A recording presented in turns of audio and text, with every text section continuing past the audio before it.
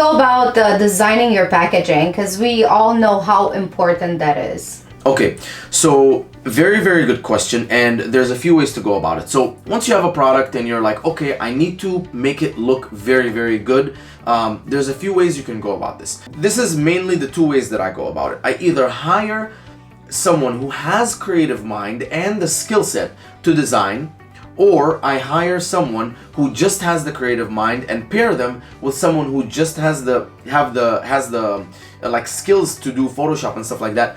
Or I personally deal with the person with the skills who has Photoshop and do like that to do it myself if I feel like I have enough creative design. So for number one, basically there's a couple girls that I use. One is called Gabrielle, the other one's called Tamara, and I go to them. Those people, like, they can take what I say and images that I send them as inspiration and the messaging that I give them, and because they have that artistic mind, they can create something really good for me. And they also have the skill set where they can go into Photoshop and they can develop things, and then they can make a 3D render for me, and it can look like, wow, this is like a really nice looking product.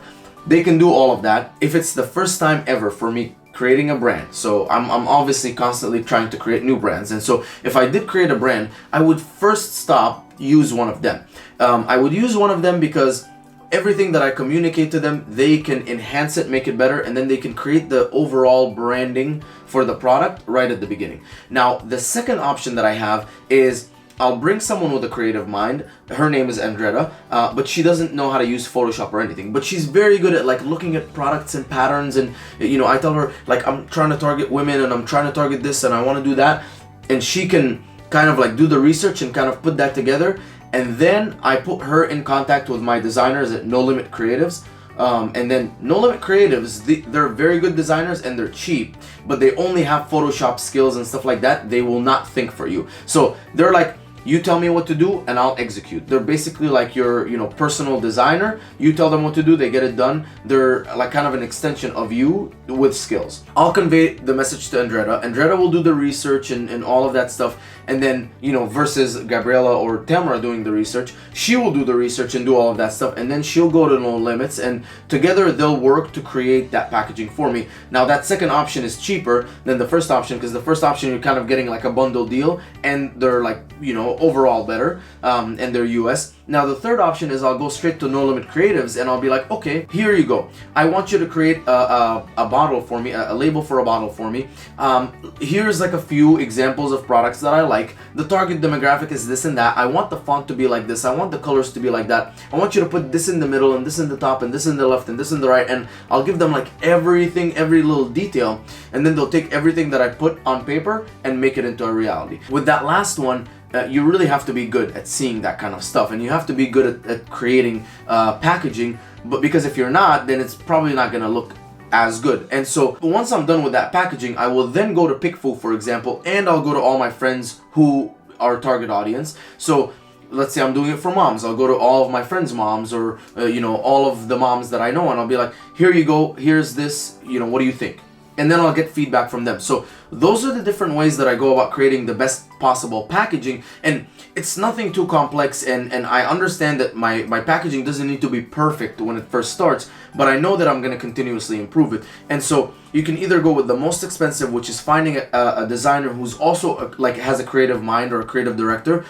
The second one is to go with someone who has a creative mind plus a designer, so Andretta and No Limits. And then the third one is just go directly to the designer of No Limits Creatives, tell them exactly what to do, and then they make it done. And I've done all three of them, by the way. So, for a certain different brands, I've done all three. And, sometimes ones work better than the others. Generally, I do recommend going when it's the first time creating something for a brand, using that most expensive one, because I do it once. And then I can transfer all of that branding and all of everything that she did to No Limits, and then No Limits has that, and then every new product from there, they can use the same font and the same colors and the same design and the same everything. So they're not creating something from scratch. They're just using that same branding and the same work that the expensive designer did. So technically, it's like, hey, if I do like 4 products, it technically costs me like $100 a product, instead of thinking of it as it's $400 for one product.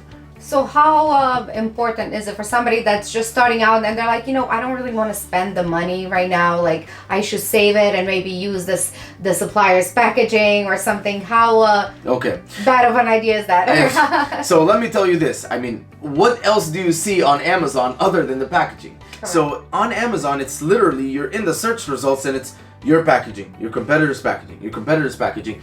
It's so important to have really good packaging. And let me tell you this, people buy with their eyes. Like, you can't try the product out, you can't taste it, you can't do anything. It's virtual. The product is invisible. It's on a screen until it gets to your house. And you're gonna make that buying decision based on how good it looks in that picture and how good that design looks. So make sure that's one thing I never skimp out on. I never skimp out on the look, because and I remember when I first started Hydrolite, I didn't know what I was doing, to be honest. Like I didn't know anything at all, and I wish there was a series like this that I could have listened to, but I didn't know anything, and so I kind of made a very like cheap looking, like didn't know what I was doing packaging. And then when I created that new branding that looked so good, people were like, wow man, you really blew up the company. I was like, no, I'm still making the same amount of money. It's just I have for now.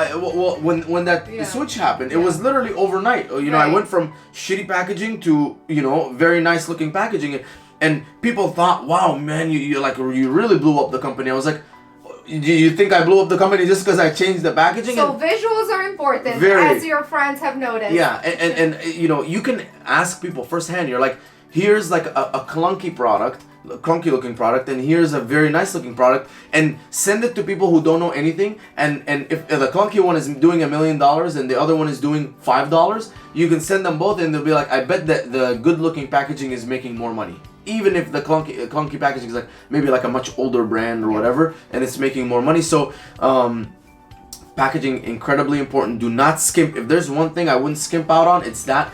I've skimped out on it. I went to Fiverr.com. I do not recommend you go to Fiverr.com for something that important. Fiverr is good for like little cheap stuff, but again, like what are you gonna, I mean, I understand some of us are bootstrapping the business, but that's one thing I wouldn't bootstrap. I mean, do whatever it takes. Maybe go find someone who's a graphic designer and date them. Maybe get a few gigs at Fiverr to pay for your maybe pick up an extra shift at work just so you can pay, but that is going to make a massive difference. And I'm telling you, like, now I go into any gym and I give them my product and I'm like, this is Hydrolite. I'm like so proud of it, and they're like, wow. Versus like in the past, I was like, this is Hydrolite, and they're like, oh cool, like this looks like I shouldn't take it, this looks a little bit suspicious. So that it happened, so it looks suspicious. Yeah. Okay, thank you, Mina. Awesome.